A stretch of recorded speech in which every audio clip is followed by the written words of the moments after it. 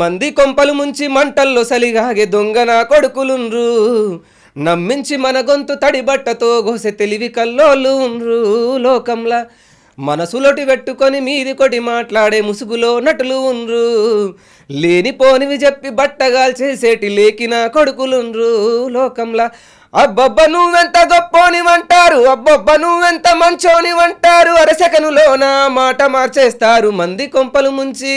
Array మంది కొంపలు ముంచి మంటల్లో సలిగాగే దొంగన కొడుకులుండ్రు, నమ్మించి మన గొంతు తడిబట్టతో గోసె తెలివి కల్లోళ్ళు ఉండ్రు భూమి మీద. అందరికీ నమస్కారం, నేను Swaroopa Potlapalli. Welcome to I dream. మనలో కొంతమంది శ్మశానం పేరెత్తితేనే భయపడతారు, శ్మశానంలో అడుగు పెట్టాలంటే వణికిపోతారు. అలాంటిది బొందలగడ్డ మీద పాటలు రాస్తూ జీవిత సత్యాలను చెబుతూ కోట్లాది మందికి దగ్గరవుతున్నారు సింగర్ బాలు కే అసుర. ఓవైపు రైటర్గా, సింగర్గా, యాక్టర్గా తనను తాను ప్రూవ్ చేసుకుంటూ డివోషనల్ పాటలు, అలాగే ప్రేమ పాటలు, పచ్చని పల్లె పదాలకు ప్రాణం పోస్తున్న అసురతో మాట్లాడి అనేక విషయాలు తెలుసుకుందాం. నమస్తే అసుర. నమస్తే మేడం. ముందుగా కంగ్రాచులేషన్స్, మీ పాటలన్నీ ట్రెండింగ్లో కనిపిస్తున్నాయి, భలే ఇంట్రెస్టింగ్గా ఉన్నాయి మీ సాంగ్స్ అన్నీ కూడా. Thank you madam. Me name ఏంటి? బాలు కే అసుర. అసుర అనేది ఒరిజినల్ పేరేనా? లేదు, నేను స్క్రీన్ నేమ్గా పెట్టుకున్నాను అనమాట. అసలు నేమో బాలరాజు. మాది ఇక పెరిగిన వాతావరణంలో అండ్ కొద్దిగా నేను డిఫరెంట్గా మనం వెల్వెట్ కావాలి మన పాటలు మనము అని చెప్పేసి దాన్ని బాలుకి అసురగా మార్చుకున్నా. కే ఫర్ కొండల్, మా గురువు గారు. ఓహో, గురువు గారి పేరా అది? చనిపోయారు యాక్సిడెంట్లో. సో నా జ్ఞాపకంగా నన్ను ఫస్ట్ నా టాలెంట్ని గుర్తించిన వ్యక్తి తనే కాబట్టి కొండల్ షార్ట్ కట్లో కే చేసేసి అసుర అనేది అంటే నా మైండ్ సెట్ కానీ నా ఐడియాలజీ కానీ పాటలు అందించేటప్పుడు రాసేటప్పుడు చాలా డిఫరెంట్ జోనర్లో వెళ్ళాలని నేను మొదట్లోనే ప్రిపేర్ అయ్యాను అనమాట.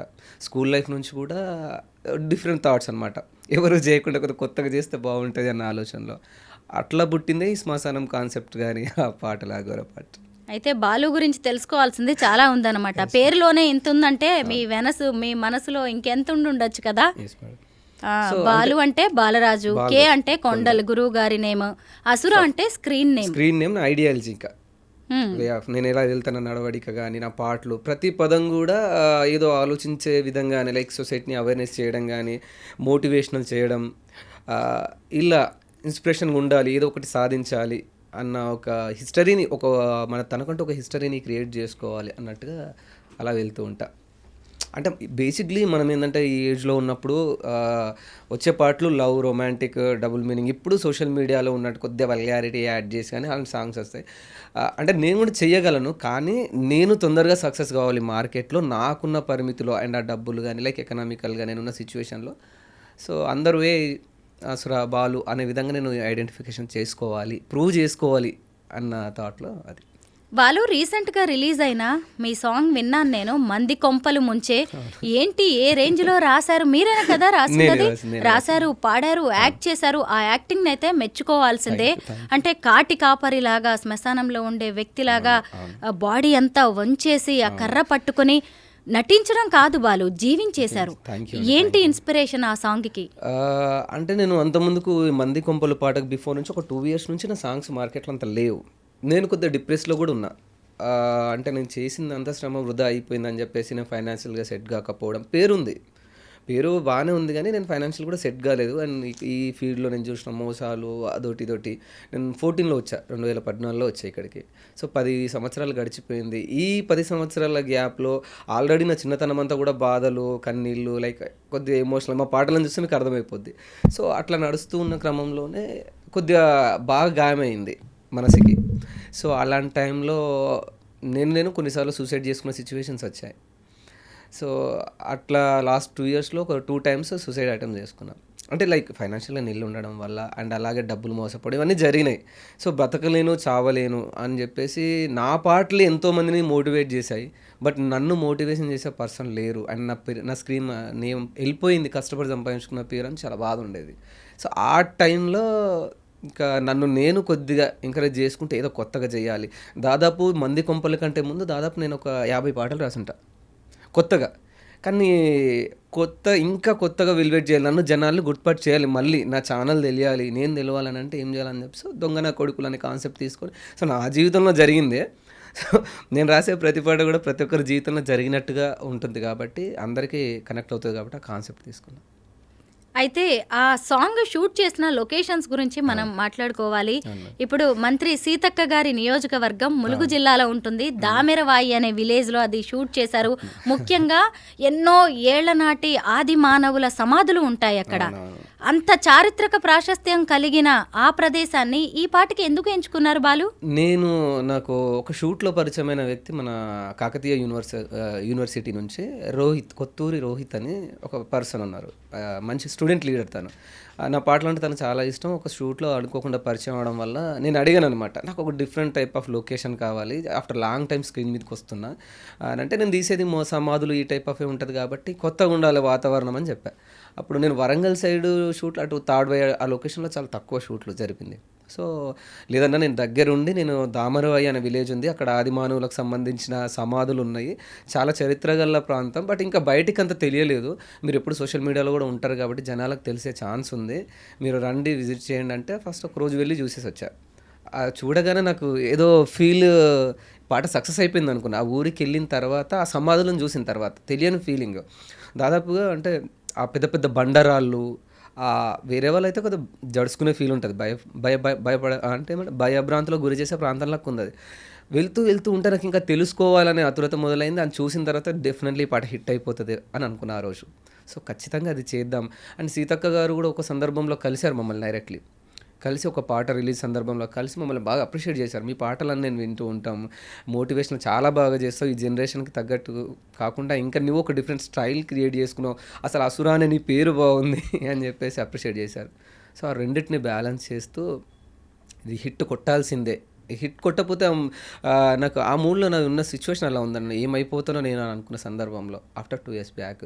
సో దామరవాయి విలేజ్ అనేది ఒక అలాంటి అందమైన విలేజ్ ప్రాంతం చూడడం, మా షూటింగ్ మా ఆర్టిస్టులందరికీ నచ్చడం, రోహిత్ సపోర్ట్ చేయడం, కార్తిక్ విలేజ్ అన్వేషణ, కార్తిక్ ఆ ఊరు అబ్బాయి రిస్క్ మొత్తం తను తీసుకొని మాకు భోజనం పెట్టి 2 రోజులు షూట్ జరిగింది. అది 2 రోజులు షూట్ జరిగింది. ఫుల్గా గ్రామస్తులందరూ సహకరించారు. సో మంది కొంపలు పాట ట్రెండ్ అవ్వడానికి సహకరించిన దామరవాయి గ్రామస్తులకి అండ్ రోహిత్కి, కార్తిక్కి thank you so much. First మన తాడ్వాయి రిజర్వ్ ఫారెస్ట్లో ఉంటుందా గ్రామం.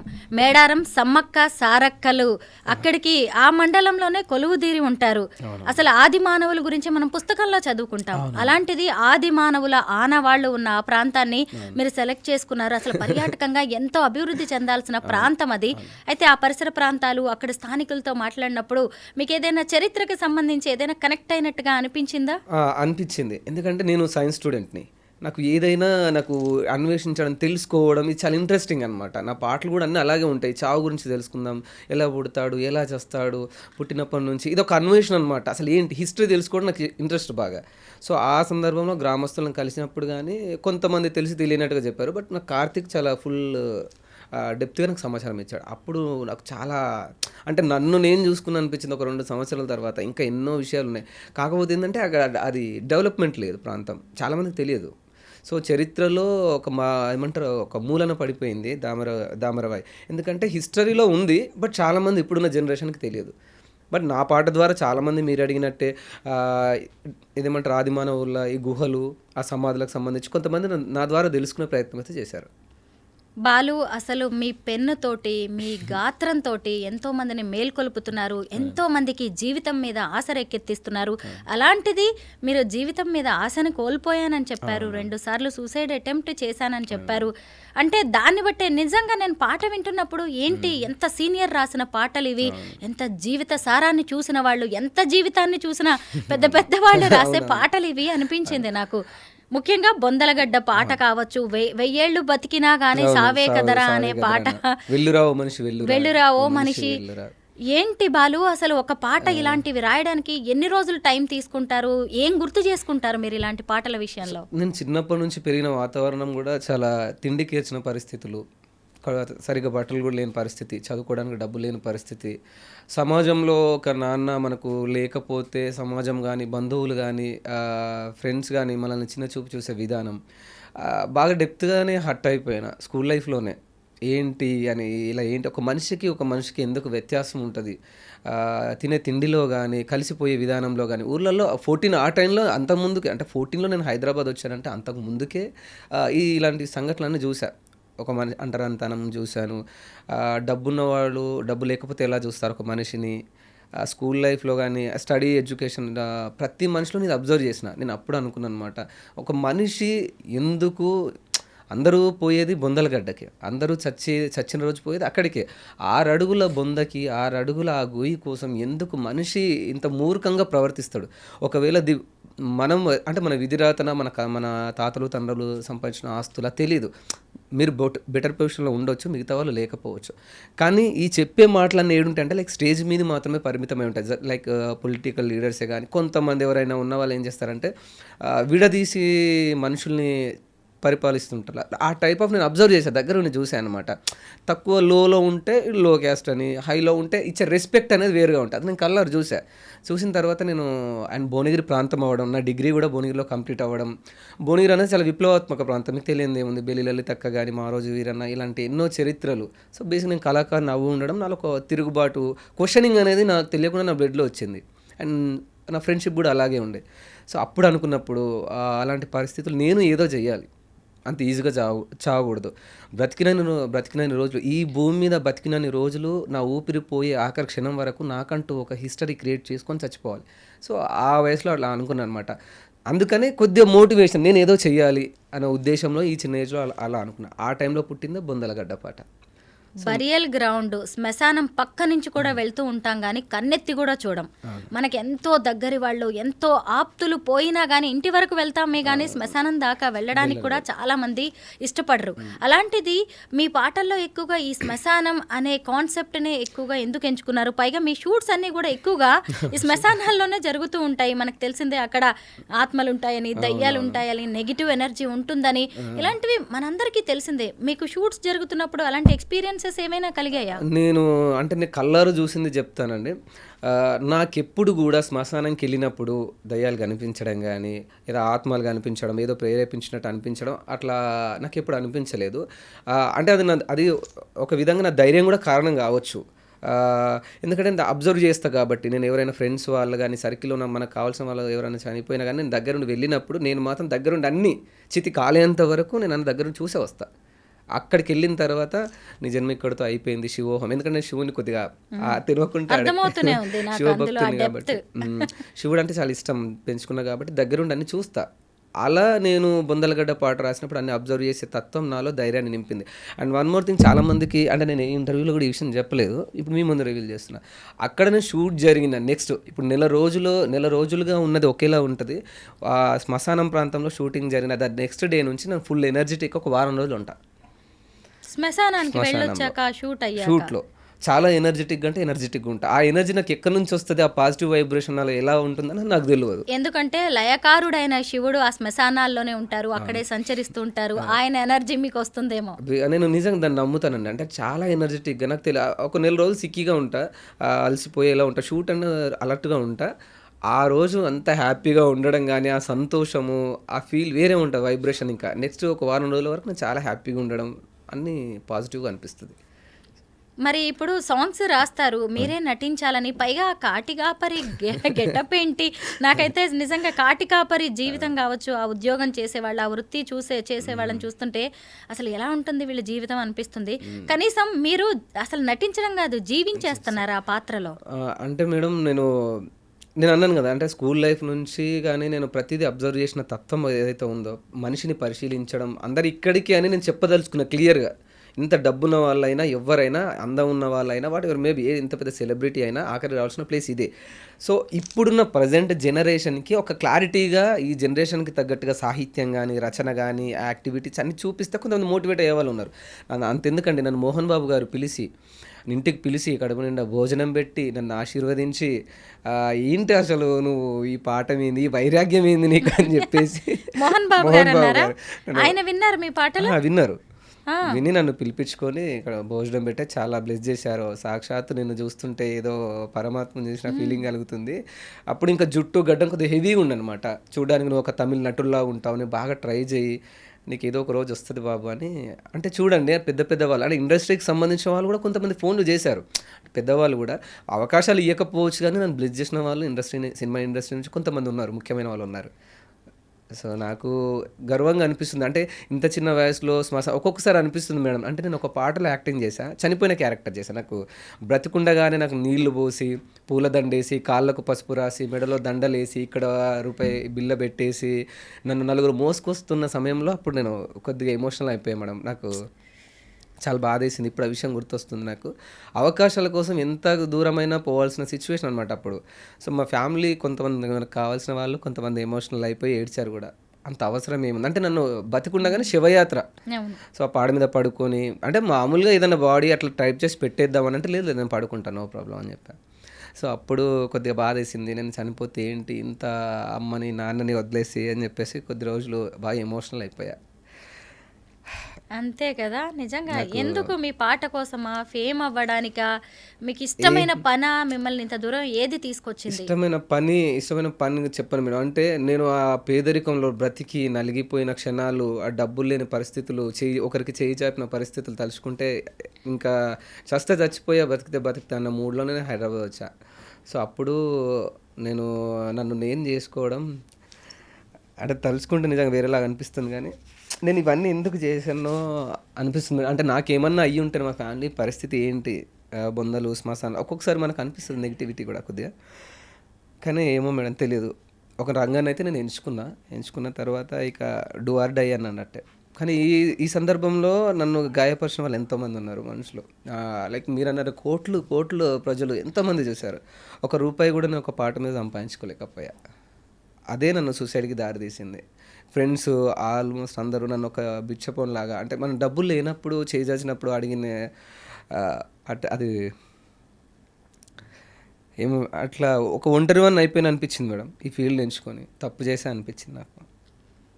బాలు, ఎందుకు తప్పు చేసావు అనుకుంటున్నావు? స్టార్టింగ్లోనే ఒక ఇంటర్వ్యూ స్టార్టింగ్లో మీరు ఒక మాట అన్నారు, గుర్తుందా? నాకు పేరుంది మేడం కానీ నాకు డబ్బులు లేవు అని.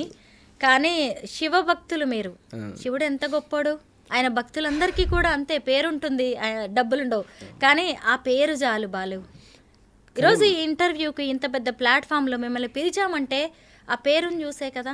ఆ రోజు కూడా వస్తుంది, డబ్బులే అన్నిటికీ కాదు. మీరు చాలా పాటలు రాస్తున్నారు, ఎంతో చెప్తున్నారు. ఇక మీదట పాజిటివిటీని పెంచడానికి ప్రయత్నించండి మీ పాటల్లో. బుందలగడ్డ అది లైక్ మంది కొంపలు హిట్ కావడానికి బిఫోర్ ఒక 3 months మొత్తం నరకం మేడం. తినడానికి తిండి లేదు, రూమ్ రెంట్ కట్టుకోవడానికి డబ్బులు లేవు, అసలు టిఫిన్ చేయాలంటే మనసు ధరించేది కాదు. నేను ఎవరికి చెప్పుకోలేకపోతున్నా, నాలో కుమిలిపోయినా.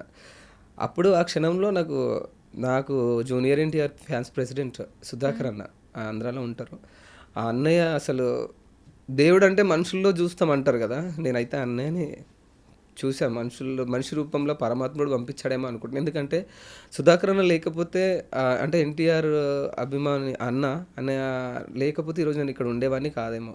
ఆయన అలాగే అంటే ప్రతిది కూడా ఒక సొంత కడుపులో పెట్టిన బిడ్డలాగా బలు బట్టలు కొనుక్కో, రైస్ అయిపోయినాయా లేవా, అయిపోతే తీసుకో 2000 తీసుకో, హోటల్ నడుపుతూ ఎప్పుడు నేను అడగను ఈరోజు ఇంటర్వ్యూకి వెళ్తున్నానంటే ఇవ్వచ్చు, చెప్పు నీ పరిస్థితి ఎలా ఉండదో తీసుకో, టకక్ను కొట్టేస్తాడు. నేను ఎప్పుడో మిడ్ నైట్ నిద్రలో ఉంటా, చూసేసరికి ఫోన్పేలో ఒక 2000 5000 అలా ఉంటా. నా దగ్గర అంటే ఫైనాన్షియల్ నీడ్స్ లేకపోవడం వల్లనే కదా నేను ఈరోజు ఆ పరిస్థితి వచ్చింది. సో అన్నయ్యకి మాత్రం థ్యాంక్ యూ. కాళ్ళు గడిగి, ఎందుకంటే కన్నవాళ్ళు ఫ్రెండ్స్ అందరూ ఎవరు చీదరించినా నేను ఈ ఫీల్డ్ కోసమే బతుకున్న తరుణంలో ఆ అన్నయ్య నాకు ఎంత చేసిన మీలైతే అస్సలు మర్చిపోలేను. ఆ అన్నయ్య వల్లనే నేను మళ్ళీ రికవర్ అయిపోయి నా సాంగ్స్ నేను హిట్ వైపు నడుస్తూ ఉండడం, డబ్బులు నీడ్స్ డైలీ నీడ్స్ అన్నీ వెళ్ళడం, మళ్ళీ ఆఫ్టర్ హిట్ పడ్డ మరుక్షణం నుంచి హ్యాపీ అనమాట. దైవం మనుష్య రూపేణ అంటారు కదా బాలు. మరి ఇలాగే దేవుడు ఇలా మనుషుల రూపంలో మీ దగ్గరకు వచ్చి సాయం చేస్తున్నాడు మీకు అవసరమైన టైంలో. మళ్ళీ మీలాంటి టాలెంటెడ్ పర్సన్ని అందరి ముందుకు తీసుకురావడానికి ఇలా అవకాశాలు కల్పిస్తున్నాడు బాలు. చాలా స్టూడియోలకి నేను వర్క్ చేశాను మేడం, నేను పేర్లు చెప్పాను కానీ ఎన్నో మిలియనర్స్ కూడా ఏ ఒక్కరు కూడా నువ్వు తినడానికి నన్ను చూసి ఎగతాళి చేసిన వాళ్ళే, నవ్విన వాళ్ళే నా అవతారం చూసి. కానీ ఏనాడు ఈ బట్టలు కొనుక్కోండి లేదా తినండి డబ్బులు ఉన్నాయా లేదా, ఎన్నో హిట్లు ఇచ్చా. కానీ రాసి పాడి యాక్టింగ్ చేసి ఒక స్టూడియోలలో కానీ ఆఫీస్లలో కానీ ఎక్కడికైనా వెళ్ళిన తర్వాత ఒక వెట్టి చాకిరి లెక్క చేశాను మేడం. ఈ ఫీల్డ్లో బాగా అలసిపోయా 2 years బ్యాక్. అనిపించింది అనమాట, ఎవ్వరు కూడా నా అనుకున్న వాళ్ళు ఎవరు నా చుట్టూ లేరు. పాటలు మాత్రం జనాల్లో ఎంతో క్రేజ్. ప్రతి ఒక్కరు ఎందుకు నీ పాటలు రిలీజ్ కావట్లేదు, ఎప్పుడు రిలీజ్ అవుతాయి, ఎప్పుడు రిలీజ్ అవుతాయి, అసలు ఎక్కడ వెళ్ళిపోయాడు అని ఫోన్ చేస్తుంటే నాకు ఎంత ప్రేమ ఉందా, ఎంత అభిమానం ఉందా అని మళ్ళీ నేను బ్రతకాలి, నేను కావాలి, రావాలి, కంబ్యాక్ ఇవ్వాలి అని చెప్పేసి మంది కొంపలు వెయిట్. చూసారా ఎంత మంచి రోజులు వచ్చాయో, మళ్ళీ ఇలా నవ్వుకుంటున్నాం కదా. అలా హిట్ అయిన మరుక్షణం నుంచి every days happy day madam. అంటే నేను నా గురించి బతుకోవాలని డిసైడ్ అయిన మరుక్షణం నుంచి నేను చాలా సంతోషంగా ఉన్నా ప్రతిరోజు. బాలు నాకు ఒక మంచి పాట పాడాలి, ఏ పాట పాడదని చెప్పండి. రీసెంట్ పాటతోనే స్టార్ట్ చేద్దాం, ఎందుకంటే జనాలు నన్ను అసరైజ్ బ్యాక్ అన్నారు. Yes. సో ఈ పాటతో కాబట్టి ఇదే పాట. మంది కొంపలు ముంచి మంటల్లో సలిగాగే దొంగ నా కొడుకులుండ్రు, నమ్మించి మన గొంతు తడి బట్టతో గోసె తెలివి కల్లోళ్ళు ఉండ్రు, లోకంలా మనసులోటి పెట్టుకొని మీది కొటి మాట్లాడే ముసుగులో నటులు ఉండ్రు, లేనిపోనివి చెప్పి బట్టగాల్ చేసేటి లేకిన కొడుకులుండ్రు, లోకంలా అబ్బబ్బ నువ్వెంత గొప్పోనివంటారు, అబ్బబ్బ నువ్వెంత మంచోనివంటారు, అరసెకనులోన మాట మార్చేస్తారు. మంది కొంపలు ముంచి అర్రే మంది కొంపలు ముంచి మంటల్లో సలిగాగే దొంగ నా కొడుకులుండ్రు, నమ్మించి మన గొంతు తడి బట్టతో గోసె తెలివి కల్లోళ్ళు ఉండ్రు భూమి మీద. సో ఈ టైప్ ఎక్సలెంట్. ఆ టైం రావాలి బాలు, ఆ టైం కోసమే మనం వెయిట్ చేయాలి అంతే. ఇలా మళ్ళీ ఇందులోనే కుక్కలేనయ్యము కూడుదుని ఇంత నీయాతిగుంటాయిరా, మనుషులే ఘోరము మర్యాద లేనోళ్ళు నకిలికిలాడిగాళ్ళు, లోకంలా అబ్బబ్బ నువ్వెంత గొప్పోనివంటారు, అబ్బబ్బ నువ్వెంత మంచోనివంటారు, అరసెకనులోన మాట మార్చేస్తారు మంది కొంపలు ముంచి. సో ఈ టైప్ ఆఫ్ అనమాట. ఒక్కొక్కటి అసలు బండరాయితో కుట్టినట్టుగా లైక్ ఈ సాహిత్యం నేను ఎప్పుడూ ట్రై చేయలేదు. బేసిక్లీ అసుర సాహిత్యం అంటే మనిషిని వెంటనే ఏడిపించేది సాహిత్యం, వెంటనే కదిలించే సాహిత్యం, చాలా శృతిమెత్తని పదాలు ఉంటాయి అనమాట. కానీ ఇందులో మాత్రం చాలా రఫ్ హ్యాండలింగ్ చేసిన అనమాట. సో అంటే కొట్టినట్టుగా. సో చాలామంది నవ్వుకున్నారు, ఎంత బాగుందా అని అంటే చాలా ట్రెండ్. బాలు లాంటి టాలెంటెడ్ సింగర్ని, ఒక టాలెంటెడ్ పర్సన్ని ఒక హారర్ క్రైమ్ ఈ అసుర సాహిత్యానికే పరిమితం చేయాల్సిన అవసరం కూడా లేదు. ఎందుకంటే మీరు ఎంచక్కగా లవ్ సాంగ్స్ రాస్తారు, పాడతారు, డివోషనల్ ఎంత బాగున్నాయి. నాకు ఇప్పుడు సరే ఇప్పటిదాకా బాధపడ్డాం ఇచ్చాం కాబట్టి ఒక్కసారి ఈ లవ్ ట్రాక్ లోకి వెళ్దాం. మీరు పాడిన ప్రేమ పాటలు ఒక్కసారి పాడుకుందాం. అంటే ఎక్కువ నన్ను ఈ జోనర్లో చూడడం వల్ల మనుషులకు ఇదే, చాలా మందికి ఇదే అని తెలుసు. కొన్ని రాసిన అంత హిట్, కొన్ని అయినాయి, కొన్ని కాలేదు. అందులో నేను రాసిన పాటే, నన్ను ప్రేమించేటప్పుడు మీ అమ్మ నాన్న గుర్తుకు రాలేదా పిల్ల, నన్ను ప్రేమతో పిలిచిన ఆ రోజులు నీకు యాదికొస్తలేవా మళ్ళా,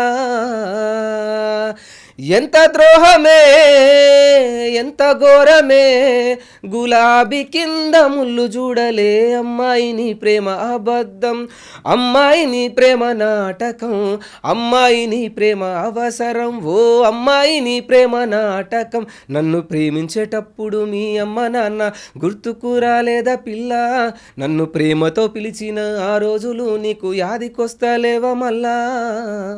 ఇంకో సాంగ్ కూడా ఆన్లైన్ ప్రేమలు, ఆన్లైన్ మోసాల మీద మీతో పాటు ఇంకో సింగర్ తో కలిసి పాడారు. ఆ పాట పాడారు, లవ్ చెయ్యకురా అని చెప్పేసి. ఇన్స్టాగ్రామ్ సింగర్ ట్రెండ్, మా అబ్బాయితో నేను పాడిచ్చా. లవ్ ఎయ్యకురా నువ్వు లకలకలు కలుకలైతవురా, లవ్ ఎయ్యకురా నువ్వు లకలకలు కలుకలైతవురా, 10th లవ్ తెర్లైపాయే, ఇంటర్ లవ్ ఇజ్జతు వాయే, డిగ్రీ లవ్ డిస్టర్బ్ చేసే, బీటెక్ లవ్ బిస్కెటాయే, లవ్ ఎయ్యకురా నువ్వు లకలకలు కలుకలైతవురా, లవ్ ఎయ్యకురా నువ్వు లకలకలు కలుకలైతవురా. లవ్ చేస్తే ఆగమైపోతావు అనేదాన్ని కొంత ఫన్నీగా, అంటే ఫ్రెండ్స్ మనం కలిసినప్పుడు అలా లవ్ స్టోరీస్ని ఊరికే డిస్కస్ చేస్తూ ఉన్నప్పుడు ఫన్నీగా అనిపించి ఇది క్రియేట్ చేసా. ప్రేమలో పడ్డారా బాలు ఎప్పుడైనా, ఎవరినైనా లవ్ చేశారా? అంటే అంత ట్రూ లవ్ అంటే అంత డెప్త్ లవ్ ఏం లేదు, బట్ ప్రపోజల్స్ అనేది మామూలుగా వస్తుంటాయి. ఎవరికైనా ప్రపోజ్ చేశారా? ఇంతవరకు లేదు మేడం. అంటే లైక్ ఉండే లవ్ స్టోరీ ఉండే, బట్ మనం ఈ ఫీల్డ్లో అంటే ప్రేమను దూరం పెట్టాల్సి వచ్చింది. మనల్ని కావాలనుకున్న వాళ్ళని నేను వదులుకోవాల్సి వచ్చిందనమాట. ఎందుకంటే నేను అప్పుడే గెటిన్ అవుతున్నా, అప్పుడే పేరు వస్తుంది, లైక్ ఫైనాన్షియల్గా కూడా సెటిల్ అయినది, మెల్లమెల్ల గ్రోత్ ఇస్తున్నా. కాబట్టి చాలామంది కూడా ఏమన్నారంటే వద్దు, ఇంత కష్టపడి 1 by స్టెప్ చేసుకున్న కొద్ది రోజులు ఆగు అంటే సరేలే అనుకున్నా. కానీ మనం వెయిట్ చేసినామని చెప్పేసి అమ్మాయి వెయిట్ చేయలేదు. సో అలాంటి సిచ్యువేషన్ ఒక సందర్భం ఎదురైంది. ఎవరి ప్రేమ కథలో విని ఎవరో మోసపోయారనుకుని ప్రేమను అంత నెగిటివ్ గా ప్రొజెక్ట్ చేస్తే ఎలా మీలాంటి లేదు మేడం, అంటే బేసిక్లీ వాళ్ళు బాధపడతారు కదా మేడం. అంటే అమ్మాయిలకు బాధ ఉండదని కాదు, అబ్బాయిలకు కూడా బాధ ఉంటుంది. బట్ అబ్బాయిలు ఏంటంటే ఎక్కువ ఎమోషనల్ అయిపోయి ఇలా ఎందుకు చేసింది ఇట్లా అని చెప్పేసి తిండి తినకుండా ఉండడం కానీ, కొద్దిగా వాళ్ళు ఆ బిహేవియర్ ప్రవర్తన వేరేలా ఉంటుంది. సో దాన్ని వాళ్ళని ఎంటర్టైన్మెంట్ చేయడం కోసం లవ్ చెయ్యకరా అంటే పూర్తిగా లవ్ చేయొద్దని కాదు, లవ్ చెయ్యాలి చేయొద్దని కాదు, కానీ సో దాన్ని కొద్దిగా ఫన్నీగా వెలివేట్ చేసే ప్రయత్నం చేశా. ఈసారి మీరు సీరియస్ గా లవ్ చేసి లవ్ సాంగ్ మంచిది రాయండి డెఫినెట్గా. అండ్ ఇంకోటి ఇందులోనే మీరు అంతేందుకు ప్రేమని పోల్చుతూ మామిడి పండు తీయగుంటుంది కాకరకాయ చేదుగుంటుంది అని ఒక పాట కూడా అప్పుడు కూడా ఇన్స్టాగ్రామ్ ఒక అబ్బాయితో పాడించారు. సో అది వాళ్ళ ట్రెండ్. సో ప్రేమలో ఉన్న సాహిత్యాన్ని ఎప్పుడు శోకంలోనే కాకుండా ఈ టైప్ ఆఫ్ కొద్దిగా నవ్విద్దామని చెప్పేసి అది కూడా నేనే రాసి వేరే అబ్బాయితో పాడించా. మామిడి పండు తీయగుంటది కాకరకాయ చేదుగుంటది, మామిడి పండు తీయగుంటది కాకరకాయ చేదుగుంటది, తీపి చేదు కాదయ్యో నీ మీద నాకు ప్రేమయ్యో, తీపి చేదు కాదయ్యో నీ మీద నాకు ప్రేమయ్యో, జుంతకు జుంతకు జుంతకు జుంతకు లబ్బరి బొమ్మ బొంబాయి పిల్ల, జుంతకు జుంతకు జుంతకు జుంతకు లబ్బరి బొమ్మ బొంబాయి పిల్ల, కరెంటు ఉంటేనే వెలుగు ఉంటది కరెంటు లేకపోతే చీకటి అవుతుంది, కరెంటు ఉంటేనే వెలుగు ఉంటుంది కరెంటు లేకపోతే చీకటి అవుతుంది, వెలుగు చీకటి కాదయ్యో నీ మీద నాకు ప్రేమయ్యో. సో కంపారిజన్ ప్రేమను ఫన్నీగా, అంటే ఎప్పుడు ఏడిపించే పాటలే కాదు, ఇలాంటివి కూడా అన్ని రాస్తుంది, అన్నీ ఉండాలి జీవితంలో. సో అట్లా ప్రేమని పోల్చుతూ ప్రతి ఒక్కరిని జీవితం అంటే ఉగాది పచ్చడి బాలు. అంటే అలవాటు అయిపోయింది మేడం. అంటే అప్పుడు ఉన్న మీ స్టార్టింగ్లో ఏం చెప్పాను అంటే అప్పుడు నేనున్న సిచ్యువేషన్ పరిస్థితులు, బట్ ఇప్పుడు దయవల్ల నేనైతే సంతోషంగా ఉన్నానని చెప్పొచ్చు. డివోషనల్ సాంగ్స్ కూడా మీరు చాలా బాగా రాస్తారు, చాలా బాగా పాడతారు. ఈ మధ్య మీరు పాడిన రేణుకా ఎల్లమ్మ సాంగ్ నేను విన్నాను.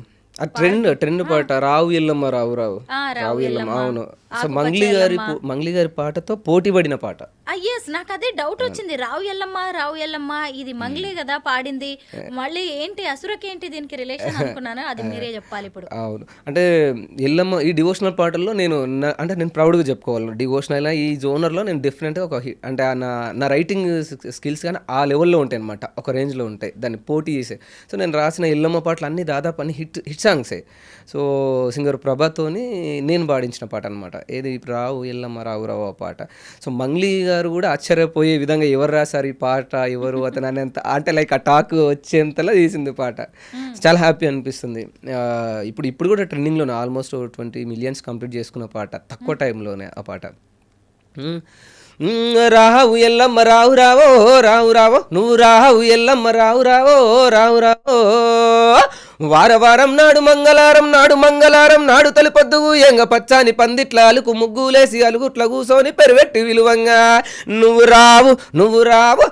రావు ఎల్లమ్మ రావు రావో రావు రావో నిన్ను పెరువెట్టి విలువంగా రావు రావో, అయ్యో గడుసు గయ్యాలోడు గంభీరమకపోడు నీ తండ్రి సాంబయ్య నిన్ను చూడరాలేదు, లందలో కేకలు మందలో అరుపులు, నువ్వు రావు ఎల్లమ్మ రావు రావో నిన్ను పెరువెట్టి విలువంగా రావు రావో.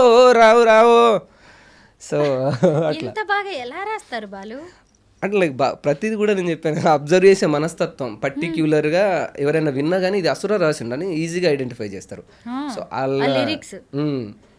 ఆ వైబ్రేషన్ మన పాటలు రాసే ఏడవాల్సిందే, నవ్వాల్సిందే, ఎగరాల్సిందే. ఇప్పుడు నాకు కూడా అన్ని చూపించేసారు కాసేపట్లోనే.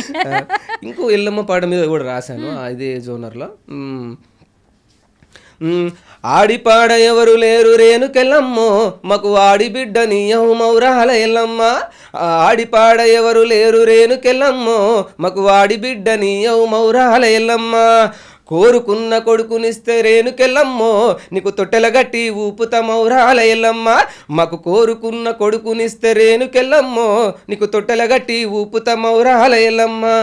సో ఈ జోనారు ఒక ఎల్లమ్మ సాంగ్ లో చిన్న పాపని చూశాను. అవును. అబ్బా ఎంత బాగుందంటే ఎల్లమ్మ తల్లి నిజంగా ఇలా ఉంటుందేమో అనిపించింది. అంత దైవత్వం ఓ చిన్న పసిపాపలో కనిపించడం అనేది నేను అక్కడే చూశాను బాలు. ఎవరా పాప? ప్రార్థన అని ఇన్స్టా ఇప్పుడు జబర్దస్త్ కొన్ని షోలో కూడా చేస్తుంది. సిద్దిపేట పాపది. బాగా యాక్టివ్ అండ్ బాగా ఈ మధ్యలో బాగా మంచి వైరల్ అయిన అంటే చిన్న పాప, అంటే చాలా మంది పెద్ద పెద్ద యాక్టర్స్ని పెట్టే ఈ ఫోక్ ఫీల్డ్లో చిన్న పాప బాగా ట్రెండింగ్లో ఉంది. సో ముగ్గురు యాక్టర్లు మన నీతుకిన్ ఫోక్ యాక్టర్స్, అలాగే వర్షిని, పాప, ముగ్గురిని పెట్టి చేసామన్నమాట నిజలింగాలు. ప్రభా పాట, వాళ్ళ ఆట, ఆ కొరియోగ్రఫీ, నా రచన అన్నిటికీ సమపాలలో సెట్ అయిపోయిన పాటకి. చాలా బాగా అనిపించింది చూడగానే, అసలు అట్రాక్ట్ చేసేలాగా. నాకు ఆ పాప తెలియకపోయినా అడిగానంటే ఉంది తన దగ్గర. అందరూ హార్డ్ వర్క్ అనేది ఈక్వల్గా పాటలో కనిపించింది. ఆ సక్సెస్కి అదొక మంచి ప్లస్ పాయింట్ అయిపోయింది. బాగా అందరూ కూడా స్వయంగా గుర్తుపట్టి చేయడం, ఓకే డన్, ఇంత డెప్త్, ఇంత వర్డ్, అంటే పోటీ కొద్ది డివోషన్లో ఒక్కొక్కరు ఒక్కొక్క పోటీ ఉంటుంది, పోటీతత్వం అనేది ఖచ్చితంగా ఉంటుంది.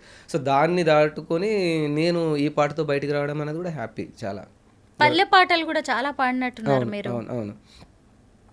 పుట్టిన నా ఊరు మీద, నేను పెరిగిన నా ఊరు మీద అని చెప్పేసి నేను రాసిన పాటనే అది.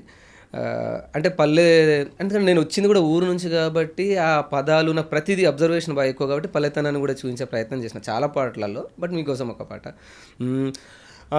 పుట్టిన నా ఊరు మీద, నేను పెరిగిన నా ఊరు మీద, పుట్టిన నా ఊరు మీద, నేను పెరిగిన నా ఊరు మీద, ప్రేమ దగ్గదయ్యో పేరు గల్ల ఊరు, పుట్టిన నా ఊరు మీద, నేను పెరిగిన నా ఊరు మీద, జాలిగల్ల ఊరు రన్నా, మోసమే తెలియని పల్లెటూరు రన్నా, పాతయే గోడలు, గూనె పెంకుటిల్లు, పచ్చాని పంటలో ఎన్నా, తీరొక్క పల్లె వనమూరు రన్నా, ననుగన్న ఊరుకు ననుగన్న తల్లికి చేతులెత్తి మొక్కుతా, ఏనాటి బంధమో నా ఊరితో నేను సగమాగమైపోయినా, పుట్టిన నా ఊరు మీద, నేను పెరిగిన నా ఊరు మీద, ప్రేమ దగ్గదయ్యో పేరు గల్ల ఊరు, పుట్టిన నా ఊరు మీద, నేను ఎరిగిన నా ఊరు మీద.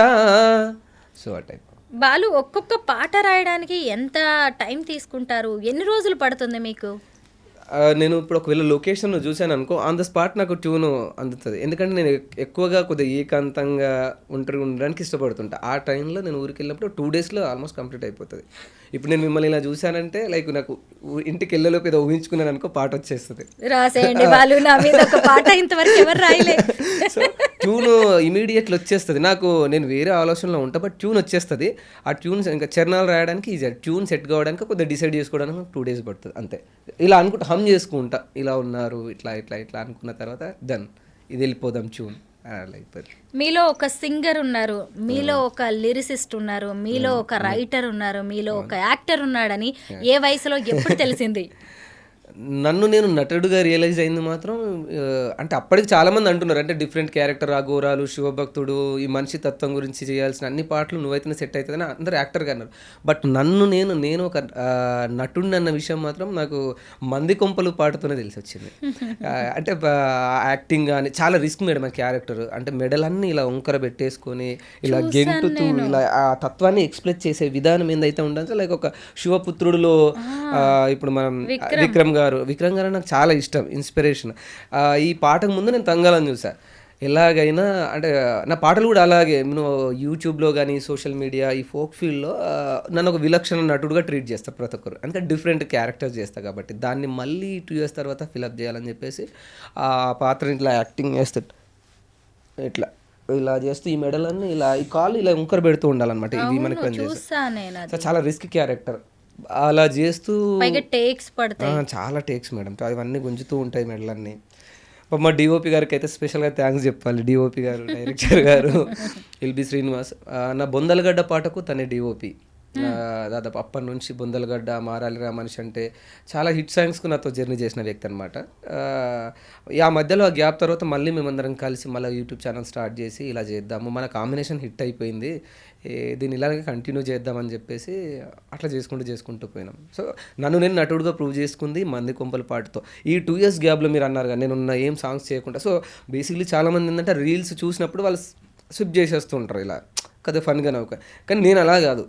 సో ఒకవేళ అది ఏదైనా చూశాను అనుకో ఆ బాడీ లాంగ్వేజ్ అలా ప్రాక్టీస్ చేస్తూ ఉంటా. ఫర్ ఎగ్జాంపుల్ సోను సూద్ గారి డైలాగ్ ఉందనుకో, రావే బొమ్మాలి వస్తే అరుంధతి రావే. ఇప్పుడు నీకు విషయం తెలుసా, నువ్వు ఎవరితో మాట్లాడుతున్నావో తెలుసా, ప్రేతాత్మతో. నేను చనిపోయి 10 రోజులైనా ఈ అంతమైన దేహం కోసం నేను పరితపిస్తున్నానే బొమ్మాలి. నాశనం నాశనం సర్వనాశనం చేస్తా, నీ అంతం చూస్తా, నిన్ను రోమ రోమ అనుభవించి రంజు రంజు చేయాలనుందే బొమ్మాలి. సో జూనియర్ పశుపతి అరుంధతి 2 చూస్తారు, ఎవరో ఒకళ్ళు తీసే ఛాన్స్ అయితే ఉంది ఖచ్చితంగా మీ యాక్టింగ్ చూస్తే. సో ఇట్లా అనమాట మేడం. అంటే డైలాగ్స్ మనం ప్రాక్టీస్ చేసుకునేటప్పుడు చూసి నేను సింపుల్గా స్వైప్ చేయను, దాన్ని ఓకే మనకు సూట్ అవుద్దా అని. చాలా మంది ఏమన్నారంటే నెగిటివ్ రోల్స్ నేను ఎక్కువ చేశాను కాబట్టి నాకు సెట్ అయిపోద్ది, హైవీ హెయిర్ జుట్టు గడ్డం అది చూసినప్పుడు సెట్ అవుతుంది అన్నప్పుడు నేను ప్రాక్టీస్ చేసుకునేది అనమాట డైలాగ్స్. సో మల్లన్న సినిమాలో విక్రమ్ గారు అయితే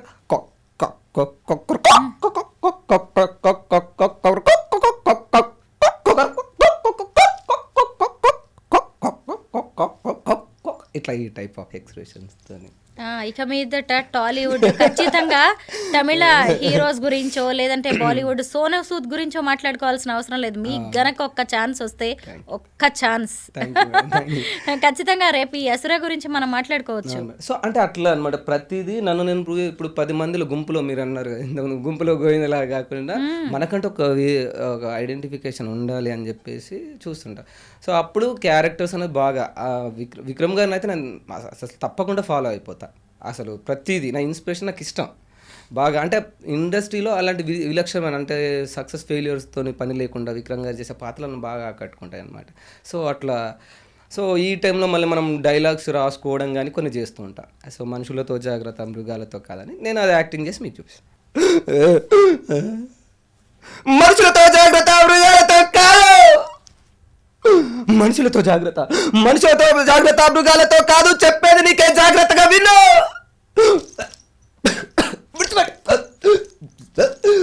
మనుషులతో జాగ్రత్త మృగాలతో కాదు, పామేనయం కాటేసి పోతుంది, తేనెనయం కుట్టేసి పోతుంది. మనిషి అట్లా కాదు పక్కనే ఉండి ప్రాణాలు తీస్తాడు. చెప్పుతున్నా విను. మురిసిపోతూ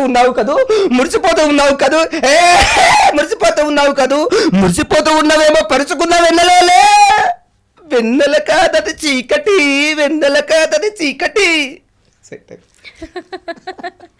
అమ్మో, మేము థియేటర్లో చూస్తున్నామా అన్నట్టుగా ఉంది నిజంగా. సో అంటే క్యారెక్టర్స్ మేడం, అంటే మనం ఈ డైలాగ్ నేనే రాసుకున్నాను. సో అంటే మనం ప్రత్యేకమైన పాత్రలు చేసేటప్పుడు ఎట్లా మనం ట్రెండ్ ఫాలో అవ్వడం దాన్ని చూసుకునే విధానం అనమాట. సో ఇప్పుడు కాంచనా సినిమాకి వచ్చేసరికి ఇప్పుడు లారెన్స్ గారు కూడా చాలా ఇష్టం, చాలా డిఫరెంట్ క్యారెక్టర్స్.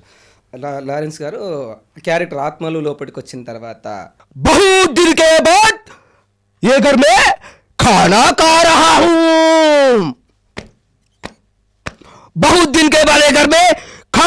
रहा हूँ, कोई भी सामने बात करे तो जिंदा नहीं छोड़ेंगे चाला. అర్థమైంది. ముచ్చలి నువ్వు వెళ్ళి అక్కడ కూర్చో. సో ఆయన ముస్లిం క్యారెక్టర్ వచ్చిన తర్వాత సో అది అట్ ద సేమ్ టైం వాళ్ళు ఇంకా బాబు ఆత్మ లోపలికి వస్తుంది.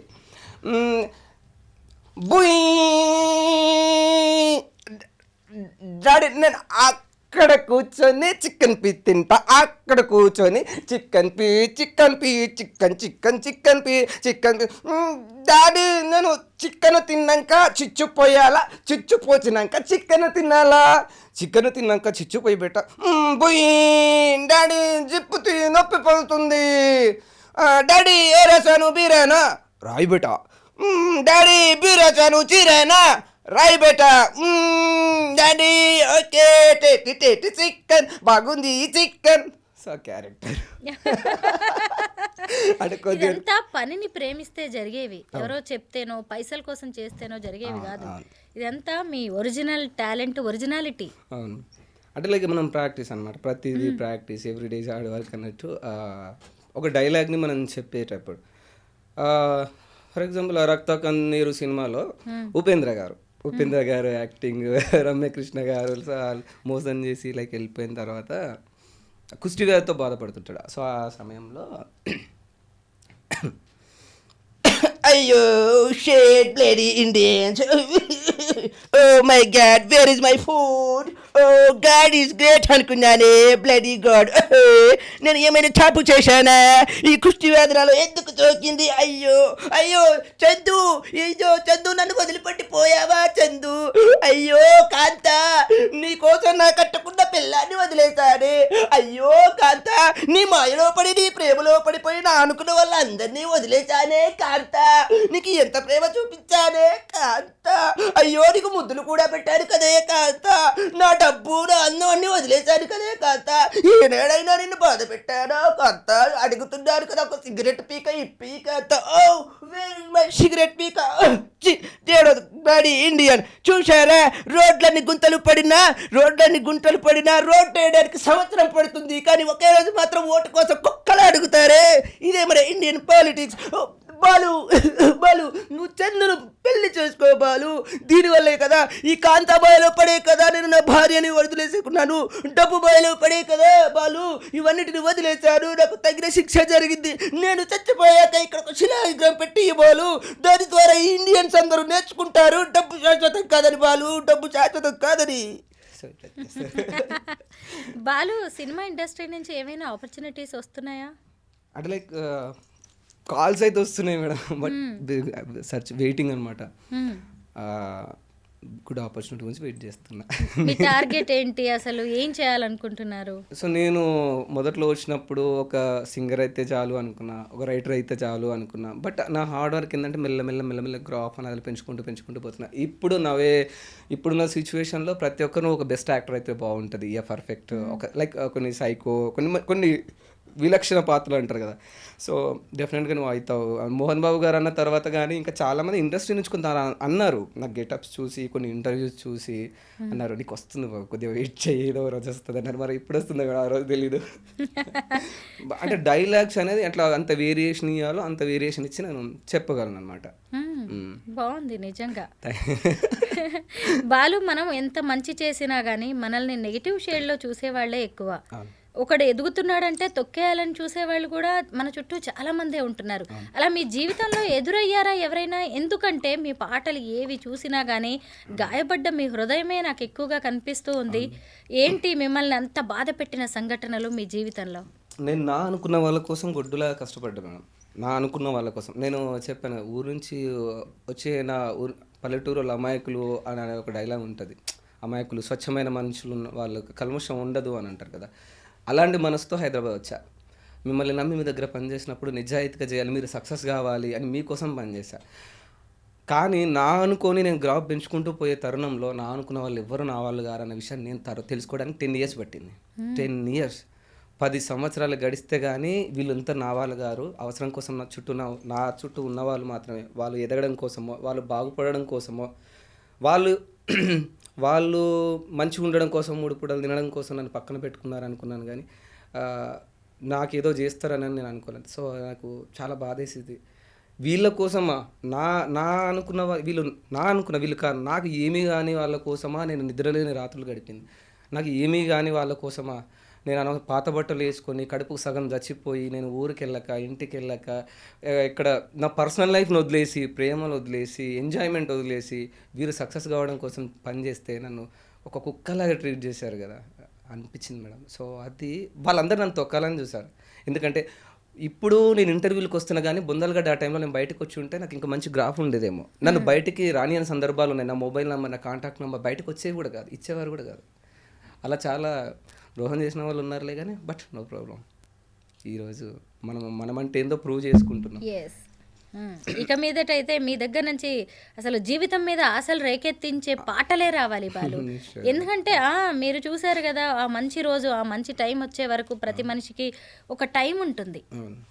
మన జాతకం కావచ్చు, లేదంటే విధి రాత కావచ్చు, సరే నమ్మినా నమ్మకపోయినా మీకు కూడా ఆ టైం ఇక స్టార్ట్ అయిందని అనుకుంటున్నాం. మిమ్మల్ని ఇంకా ఎక్కడో ఏ రేంజ్లోనో చూస్తాం, ఓ యాక్టర్గా, లిరిసిస్ట్గా, రైటర్గా, సింగర్గా అనుకుంటున్నాం. చిన్న కోరిక మేడం, నాకు పెద్ద కోరిక ఏం లేదు. అంటే ప్రతిసారి నాకు అనిపించింది, అంటే పాట హిట్ అయిన తర్వాత కానీ నా యాక్టింగ్ చూసి అందరూ మెచ్చుకుంటుంటే అనిపించింది ఇంకా అంటే భగవంతుడు ఇక్కడి వరకు మనకి ఇచ్చాడేమో, తృప్తిగా ఉంటే సరిపోద్ది, ఎక్కువ ఆశించాల్సిన అవసరం లేదు, నన్ను నేను ప్రతిసారి ప్రూవ్ చేసుకోవాల్సిన అవసరం లేదనిపించింది. వాళ్ళు మీరు ఒకటి గమనించారా, ఫోక్ సింగర్స్లో ఆడవాళ్ళకు వచ్చినంత ఫేమ్ కావచ్చు, అవకాశాలు మగవాళ్ళకు వస్తున్నట్టు లేవు. ఎందుకంటే ఇప్పుడు నేను మిమ్మల్ని చూసిన తర్వాత నేను మైండ్లో అనుకుంటుంటే మంగ్లీ కావచ్చు, ఇంద్రావతి కావచ్చు, అలాగే మన మధుప్రియ, రీసెంట్గా లక్ష్మీదాస, ఇలా కొంతమంది ఫోక్ సింగర్స్కి మంచి అవకాశాలు వచ్చాయి. ఇటు చూస్తే మేల్లో చెప్పుకోదగినంత ఎక్కువగా కనిపించట్లేదు. కారణం ఏమంటారు? అంటే అవకాశం అంటే టాలెంట్ లేక కాదు మేడం, చాలామంది రాసేవాళ్ళు ఇప్పుడు నాలాగానే ఉన్నారు. నాకు సినిమాకి ఇస్తే నేను అద్భుతంగా రాయగలను, అది నాకు నా డ్రీమ్. నన్ను నటుడుగా చూసుకోవాలి, ఏదో కదా, ఏదో ఒక చిన్న అవకాశం వచ్చినా నన్ను స్క్రీన్ మీద చూసుకొని చచ్చిపోవాలనుకునే ఒక పిచ్చి. సో ఆ పిచ్చి అనేది నేను నా డ్రీమ్గా పెట్టుకున్నా, ఏదో అభిమానం అంటే అట్లా కాదు, నా డ్రీమ్గా పెట్టుకుని నేను పనిచేస్తున్నాను. ఇప్పుడు ఇంత హార్డ్ వర్క్, బేసిక్లీ నేను ఒక రైటర్ మాత్రం, సింగర్ మాత్రమే అనుకుంటే ఆగిపోయేవాడిని. కానీ ఈ ఫీల్డ్లో ఉన్న వాళ్ళందరూ వాళ్ళ హార్డ్ వర్క్ వాళ్ళు చేస్తున్నా కానీ అవకాశాలు అనేది ఎందుకంటే కొత్త వాళ్ళకి ఇచ్చినప్పుడు తెలుస్తుంది మేడం, ఇవ్వకుంటే ఎలా తెలుస్తుంది? ఉన్న వాళ్ళతోనే చేస్తే ఎలా తెలుస్తుంది? మీ మెయిల్స్ అంటే బయటికి రాకపోవడానికి రీజన్ ఏంటంటే లైక్ అదే మేడం, ఎందుకంటే ఆల్రెడీ సీనియర్ మోస్ట్ రచయితలు ఉన్నారు, వాళ్ళకి అపనమ్మకం ఉండొచ్చు, కొంతమంది అంటుంటారు. బట్ తెలీదు మేడం ఆ సరైన రీజన్ కూడా. నేను తిరగని ఆఫీస్ లేదు, తిరిగాను, చాలామంది చుట్టూ తిరిగాను, నా విలువైన సమయం వృధా చేసుకున్న. నా డ్రీమే సినిమా కదా, దానికోసం నేను ఒక పాటకైనా రాయాలి, ఒక పాటకు రచయితగా ఉండాలని చెప్పేసి. అదే ఈ ఫోక్ ఫీల్డ్లో ఎన్ని పాటలు రాసిన విలువ ఉండదు మేడం, ఒక అసలు అడుక్కు తినే పరిస్థితి సీరియస్లీ. మరి అంటే ఆ పేమెంట్ విషయంలో కానీ మనం అడుక్కోవాల్సి వస్తుంది, చాయ్ తాగడానికి కూడా డబ్బులు అడుకోవాల్సిన పరిస్థితి, రిటర్న్గా మాటలు పడాల్సిన పరిస్థితి, అంత వాల్యూ ఉండదు, క్లియర్గా చెప్తున్నాను నేను, అంత వాల్యూ ఉండదు. సో బట్ నేను ఇప్పుడు ఇక్కడ ఏంటంటే నేనే ప్రొడ్యూసరు, నేనే యాక్టరు, నేనే రైటర్ కాబట్టి చాలా నడుస్తుంది. నేను ఒక వేరే వాళ్ళని అడుక్కున్న సిచ్యువేషన్లో లేదు, అడుక్కున్న రోజులు అడుక్కున్నా, ఇక సరిపోయిందని నాకు మరుక్షణం నుంచి అన్నీ నన్ను నేను వెలివేట్ చేసుకునే ప్రయత్నాలు. బట్ సినిమాల్లో అవకాశం వస్తే మాత్రం డెఫినెట్లీ అందరి గురించి చెప్పను కానీ నా గురించి నేను మాత్రం కొట్లాడుకోగలను. అసుర మ్యూజిక్ అనే మీ యూట్యూబ్ ఛానల్ ఓపెన్ చేస్తే ఆ పాటలు చూస్తుంటే నాకైతే అసలు అసురని చూసినట్టే ఉంది, ఈ బాలుని కలిసినట్టే, అతని మైండ్ సెట్ చదివినట్టే ఉంది. బాలు, మీకు మంచి అవకాశాలు రావాలి, త్వరలోనే వెండి తెర మీద మీ పేరును చూడాలి, మిమ్మల్ని చూడాలని నేను కోరుకుంటున్నా. All the best. Thank you so much Balu. Thank you madam, thank you so much.